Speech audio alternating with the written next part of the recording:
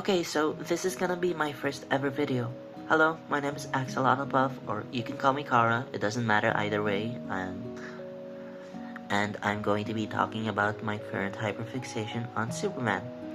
I've always been a fan of DC stuff, especially Batman, because I grew up watching shows like Young Justice, Teen Titans, The Batman, Batman Brave and the Bold, which is my favorite DC show ever. It introduced me to a lot of DC stuff. And I watched some movies, Justice League War, Superman Brainiac, which was actually my first ever introduction to Superman, and Batman Under the Red Hood. And yeah, I've never really been a fan of Superman though, because I thought he was like so boring. I always thought that, and he was never really interesting to me. I thought he was like really cliche. Yeah. It wasn't until 2024, last year, that I started getting into Superman stuff, because this is the Superman movie, which was directed by James Gunn, was like announced, and I was really excited for that because I liked his work on the Guardians of the Galaxy trilogy, the Suicide Squad, and Peacemaker. And there was also some teasers of Supergirl on the show My Adventures with Superman, and she looks so pretty, so I ended up watching My Adventures with Superman, and I liked that show a lot. And I'm hoping season 3 gets a trailer soon or something, because I need it. Anyways, Clark in that show is so good. I love him. I love how awkward and relatable he is. He's like a golden retriever, and that show made me obsessed with Superman. I especially love his relationship with Lois. They're so cute. And he becomes Superman because of Lois, actually. Like, Clark and Lois and Jimmy, they discover a secret operation with stuff like there were robots, and Clark has to end up saving Lois and Jimmy from those robots. And like he was wearing a red, no, he wasn't wearing a red cape actually, he was like just wearing his clothes. But yeah, then she names him Superman, and it gets on the Daily Planet. Yeah. And Kara, I love her. She's my favorite DC character ever. I'm excited. I'm really excited for a movie coming up next year.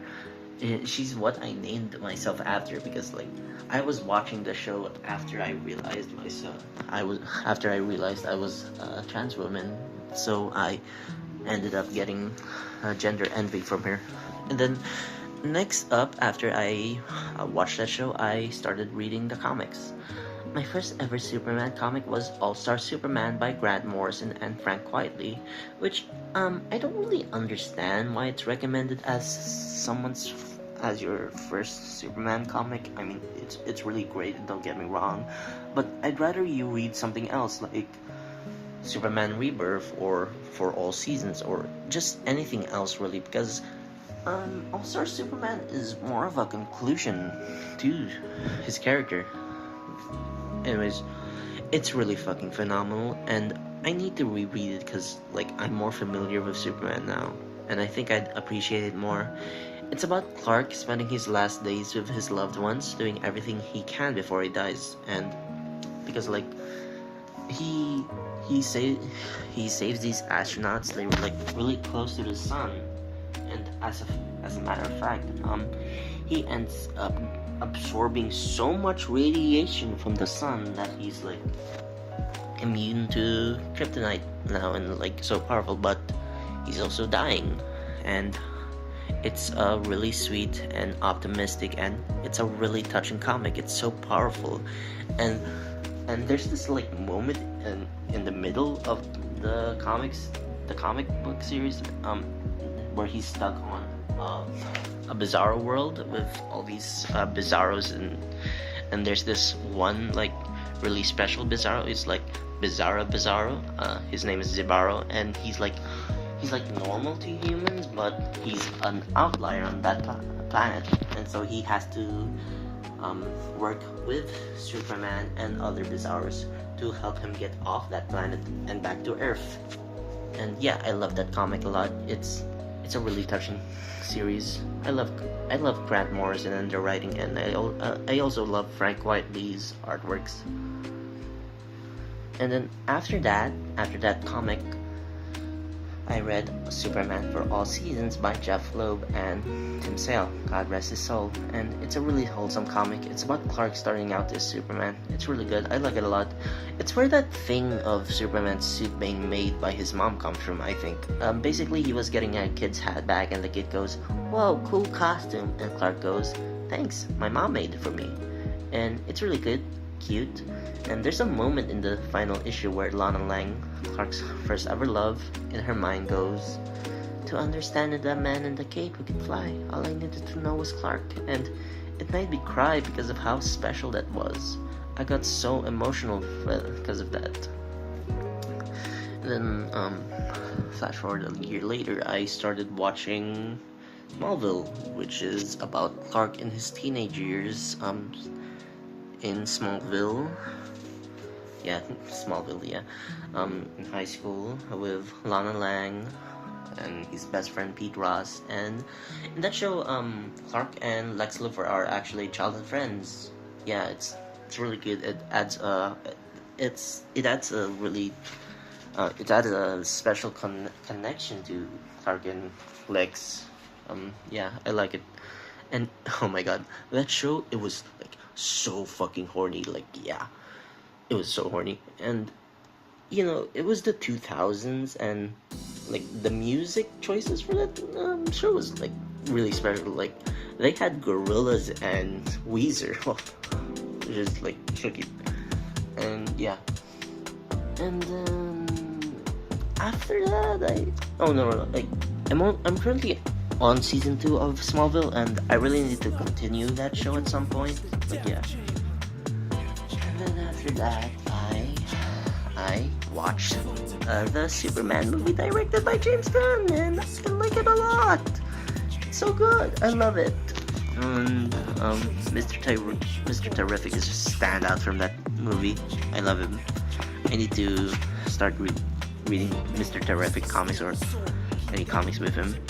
The soundtrack and the colors and the action scenes, and the cast. Like, I really love David Cornsworth as Superman. I think he's a perfect Superman. I think he's a perfect Clark, and I need him more as Clark in future DCU projects. He didn't have enough moments as Clark. And I loved his relationship with Lois, and I loved how far Lois got with him. I love that she spent so much time with him. Like, after Clark surrenders himself to basically to Lex and the government. Like, he goes through this portal, and Lois tries to go after him because she loves him so much. So she goes to the Justice Gang. Yeah. There's this thing there's rain currently outside, and I hope the sound doesn't really bother you that much. I'm sorry about that. But yeah, there's this thing I didn't really like about the movie, and it was such an odd decision. I don't like the elves. I don't like how they're basically treated as like evil. I don't like how they sent Clark to Earth to conquer it. I don't like that. It's really weird because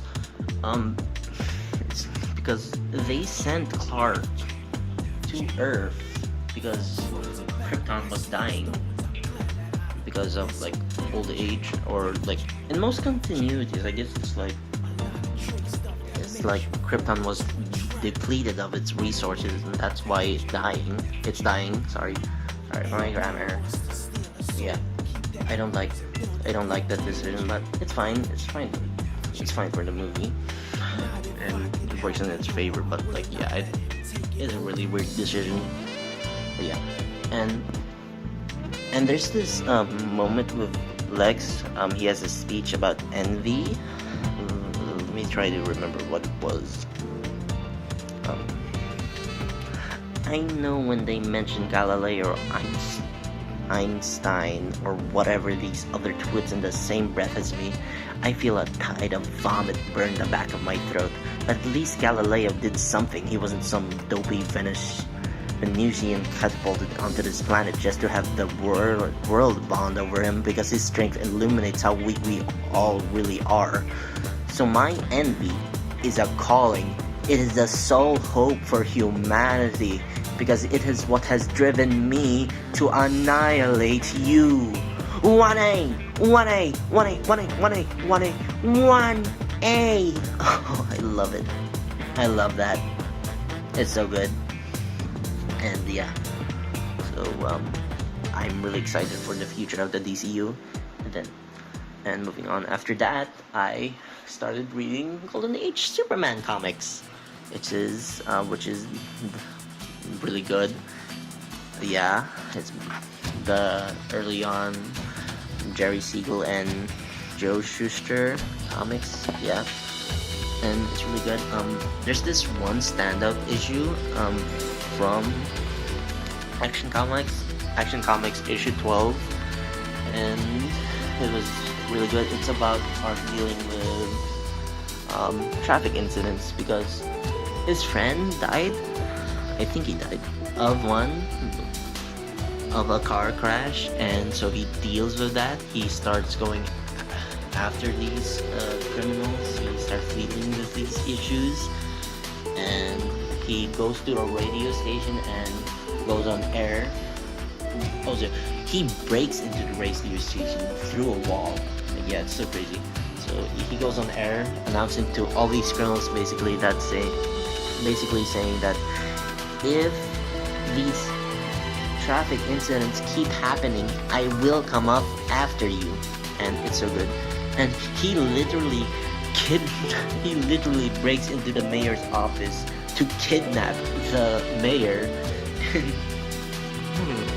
Yeah, he literally kidnaps the mayor and brings him to a hospital, and it's like he's showing all the deaths of the traffic incidents that he's basically responsible for because he's not taking traffic violations seriously. And so after that, Clark gets stopped by a police officer saying that he's getting a fine because he's violating traffic laws, and he's so happy for that because he actually made a difference. And fun fact, Action Comics issue 12 was the first ever appearance of Batman, which is like it's so cool. And speaking of Batman, I hope the DCU shows Clark's and Batman's relationship. Like, they're so special to me. Yeah, I love their relationship, and I love them. Yeah. And then I read Superman Harvest of Youth by Sinner Grace, and it's a story of Clark. No, it's not a story of Clark. No. It's set in Smallville, and it's inspired by a show. Actually, I think it's inspired by a show because like it reminds me a lot of that. It's Clark in his early years as a teenager in Smallville. Like, yeah, and it deals with the topics of suicide, grief, and how important community is. And because there's this one teenager, he's really envious of Clark's relationship with somebody. Another his friend, a romantic relationship, and he also gets not Clark, the teenager I said about. Oh, sorry, I can't speak. So yeah, there's a teenager. He gets really envious of Clark's and Pete Ross's romantic relationships, and so he gets involved with the online cult, and they're like a really bad influence on him. And honestly, it's a really underrated comic. I won't spoil anything, so go read it yourself if you haven't. It's so underrated. It's a really good comic, and so yeah. That's the end of my video. And I need to continue reading. Currently I'm reading Supergirl by Sophie Campbell, and it's really good so far. I like it. So it reminds me of the classic Silver Age stuff, Silver Age comics, and it's really good. I love how comedic it is. Yeah. So yeah, that's the end of my video. I hope you enjoyed my rambling or whatever. And so yeah, see you.